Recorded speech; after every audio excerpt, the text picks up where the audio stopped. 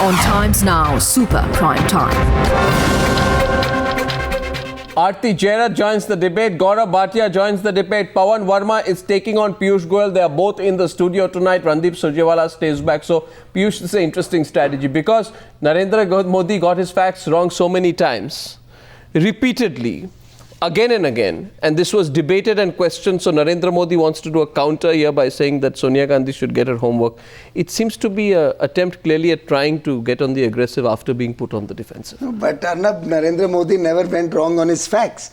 Just because Nitish Kumar went wrong on his facts, I'm surprised that a person like you who's heard the speech right now in front of us. Which speech? The speeches that you played out. The Chandragupta speech, for example? Absolutely. For example, the Chandragupta speech, he never spoke about what so-called Nitish tried to attribute to his speech or some of the media persons tried to attribute.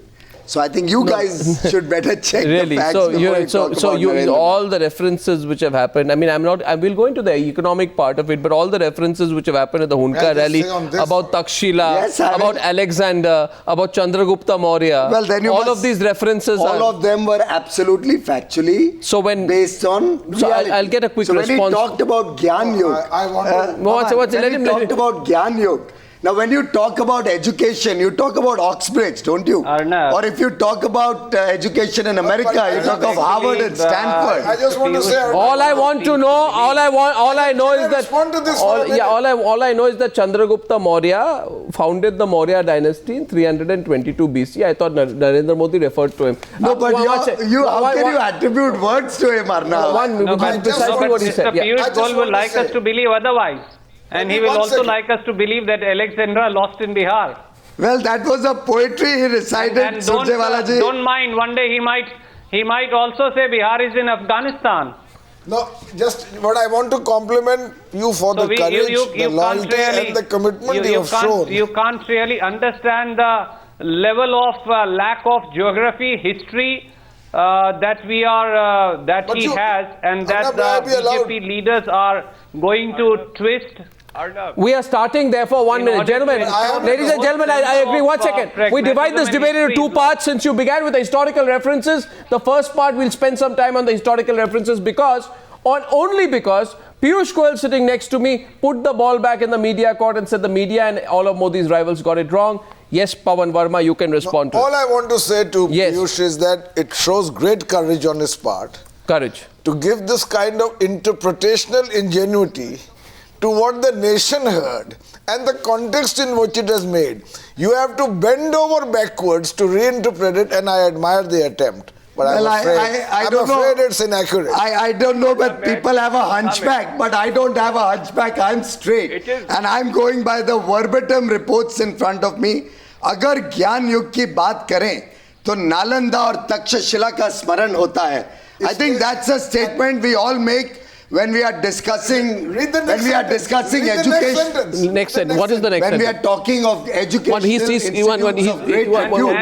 countering. He's countering 1 minute. He's countering you. What? Immediately after saying that, and he says that is why we salute Bihar, or words to that effect. Yes, because and therefore, did he say Takshashila is in Bihar? He never said that. He said, अगर हम ज्ञान युग की बात करें तो तक्षशिला और नालंदा की याद आ नालंदा और Takshashila. Did he say Takshashila is in Bihar, which did he say that Surjewala और पवन जी have dreamed up? I think they have to check their geography. Did he say Sikandar was defeated on the banks of the Ganga by Biharis? He never said that. I have the verbatim what he said about. He says you're not quoting one sentence. Sure. You say any sentence. You see, he was paying tribute to Bihar, and he mentions Nalanda and Takshashila. And he says, I pay tribute to Bihar. Takshashila is on the other side of India. Then in the context of Alexander, he says that it was Bihar that defeated him at the Ganga. Now I admire... First of all, let me say I admire the attempt. You must admire the attempt. I am a person who deserves admiration. And it's very heartfelt. But Pawanji, when did he ever say that he was defeated? That Alexander was defeated by the Biharis? Just like you must kindly read what he said about Alexander. It's a poetry that he recited. Okay. A poetry in which the concluding line spoke about the Gangetic Plains. No, in future. And the Gangetic Plains in history have been often referred to. No, as far as I know, no, I'm no historian. I'm no historian, but I have this much sense to know that Alexander, if I'm not mistaken, crossed the river Jhelum, known by another name in Greek history texts, and vanquished Porus. So he came as far. Where is the Gangetic Plain come in here? It's a poetry recited. It's a poetic. In a poetic, figurative sense. He didn't say that. He didn't say that. The poet said it. If the poet said, and the poet also, kindly hear me out, he said, he spoke about the Gangetic Plains figuratively about India. So I think the important thing to note is what the words were. The words were, the one who was like the unchecked ship of God, the one whose map stretched poetry is that? beyond this world. Whose poetry is the one who crossed the 7 oceans with ease. Whose poetry is that? The one who rested not in peace. Whose poetry is that? Nor balked in adversity. Whose poetry is that? He drowned when he came to the Gangetic land. Whose poetry is that? Whose poetry is that? That's a poetry which he quoted over there. I'll probably check up whose poetry it was next time when I come. How can you quote poetry and not know the author and then say I'll you're find that passing out it on also, with but it's a popular poetry because he's not a Bihari. And he did not make up that whole Bihari sentence. This is by the way, incredible. No, why don't we all admit? Why don't we make an honest admission? Now, ladies and gentlemen, we have a lot of papers here. You've come with your papers. You've come with a lot of papers. I have my papers. Let's just admit you can get it wrong sometimes. No, you can do it. Yeah, admit you get it wrong sometimes. You get it wrong, we move on. The more defensive you get. My friend, the more defensive get it wrong. The way Mr. Anand Sharma gets it wrong repeatedly. The way Mr. Kapil Sibal gets it wrong repeatedly. The way Mr. Chidambaram gets it wrong repeatedly. We'll come to that. Now you want... And the way Mr. Rahul Gandhi tends to suggest that 9,500 kilometers of roads. It's Mr. Surjewala getting a counter on the other side tonight. By the way, we say... complete turnaround of we are thing to say, yes, I made a mistake. I don't have an appropriate sense of India's history and geography. That's all. No, but he didn't make... My friend, if he had made a mistake, we would do that. Why does Piyushi... The mistake he made at your end. Why don't you advise him to just say sorry and say, yes, I was wrong and I correct myself? No, but my friend, if you'll read the speech or hear the speech, he can just simply say, then you will realize that who made the mistake. I lost my... Gaurav Bhatia seems to be interested in providing... Gaurav Bhatia, realizing that the Congress party's relationship with the Samajwadi Party has strained of late, seems to be interested in covering fire to the BJP. Gaurav Bhatia, the floor is yours tonight. To Piyush Goyal, in case you're coming in his defense. I think you are preempting. Rather, I was about to say this, that irrespective of who the prime ministerial candidate is, sometimes anybody can go wrong. And Mr. Piyush Goyal is trying to... I thought you have just one prime ministerial candidate and that's Mulayam Singh Yadav. Whatever Mr. Mulayam Singh Yadav, my leader, says, he says after thoroughly checking his facts, and whatever speeches he makes are made in the right context, historical context. So, I think there at least from times now, you should accept the fact that he's not been factually wrong at least. He rightfully reprimanded his son Akhilesh for the riots in UP and told him you better learn and bring development to UP like Gujarat. I acknowledge that Mulayam Singh Ji was very right in saying that UP should develop like Gujarat. It is very important that you understand that if the sense of history is missing from Mr. Narendra Modi's book, it is because also, Arnab, that probably he takes the people who are attending the rallies very lightly. He is not doing his preparation well, and he thinks that they can be fooled by rhetorics without giving any factual basis for what he is saying. There is no sense of perspective. I have just one. I'm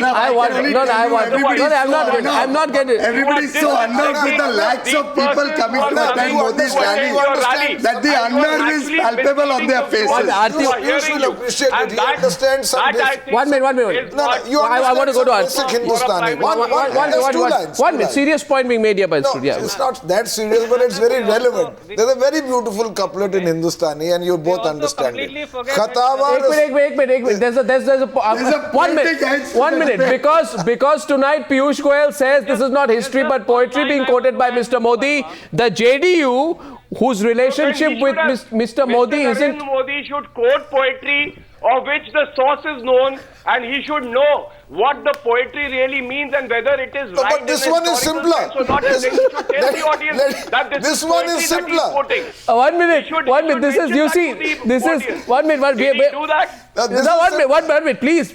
One thing not known about Pawan Verma is that besides now turning into being a politician and having been a diplomat, you see, he's also got a literary side. He's attending a literary festival, and he says tonight, my opponent says this is poetry. We have poetry versus poetry. Yeah. Everyone should listen to this. This is not a mushaira session on the news, but this is poetry versus poetry. For the first time on national television, the JDU's poetry versus the BJP's poetry. Go ahead. What's your poetry? My response to the defense that Piyush gave is just simple. 2 lines, very simple. Khatawar.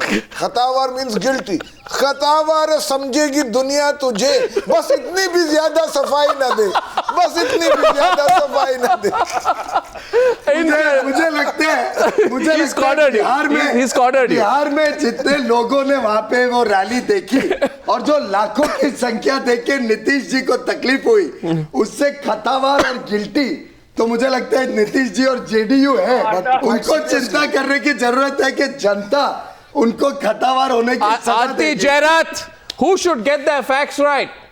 Aarti. Arnab, this is better than a Punch and Judy show, yaar.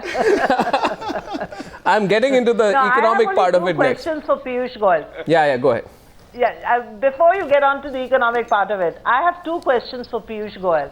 Why did Narendra Modi mix up the name of the founder president of the Jan Sangh? That was a slip of tongue, Aarti. Come on, we all know that.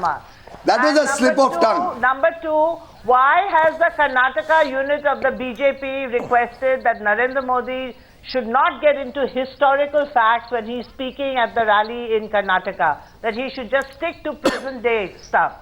So why are they scared of Narendra Modi, going down the path of history? Very prudent. Aarti, I don't know who gave you this Karnataka theory, but nobody tells Narendra Bhai what speech he has to give or not give. It's in the paper. As regards the same paper for which you wrote.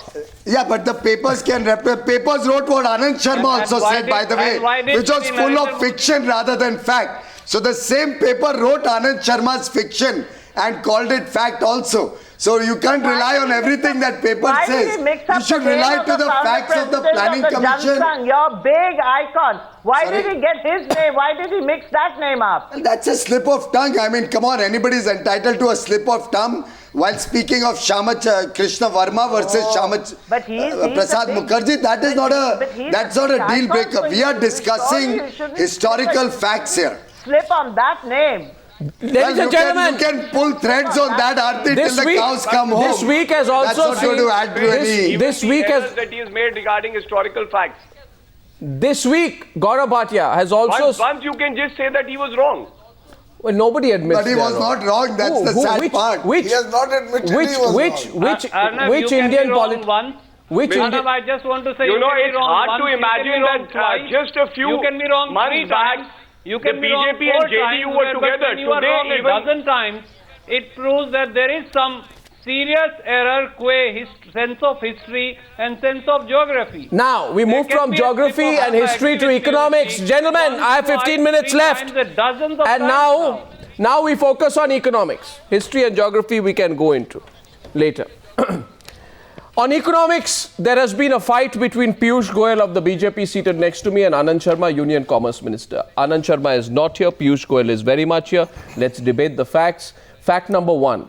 The accusation Anand Sharma puts is that all the claims of Vibrant Gujarat and FDI are rubbish and that false claims are repeatedly made by Narendra Modi. He says that all these claims are completely factually incorrect.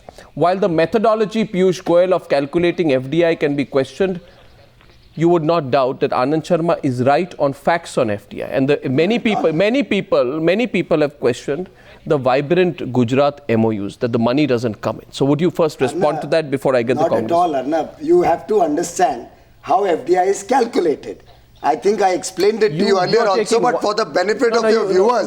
Give me a minute. Since you've raised the question, let me explain to your viewers how FDI is calculated in the country.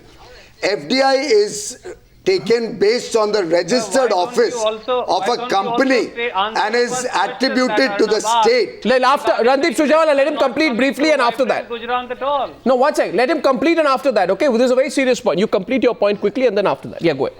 FDI in India is attributed to the state where the registered office of a company is situated, and if there's no regional office of RBI in that state, at the nearest registered office. So if Kane Energy has their oil fields in Rajasthan, their head office in Gurgaon, but their registered office in Prabhadevi in Mumbai, Oh, so you're saying the FDI work is- comes into Maharashtra's category. No. If Reliance- tough to buy that. It's not tough to buy, but that's the reality. I'm surprised Right. that the Commerce and Industry Minister of India does not know the RBI methodology of calculating FDI. Now we'll get the So response. Reliance has Do you buy that? $7.2 billion Do you buy coming that? in. Okay, let's Its get registered office is we in cal- Mumbai. It Do comes you into buy Maharashtra. that? The Indian Express reported just that two Gujarat facts saw a I drop want of to tell 43% in the quantum of FDI flows in the state.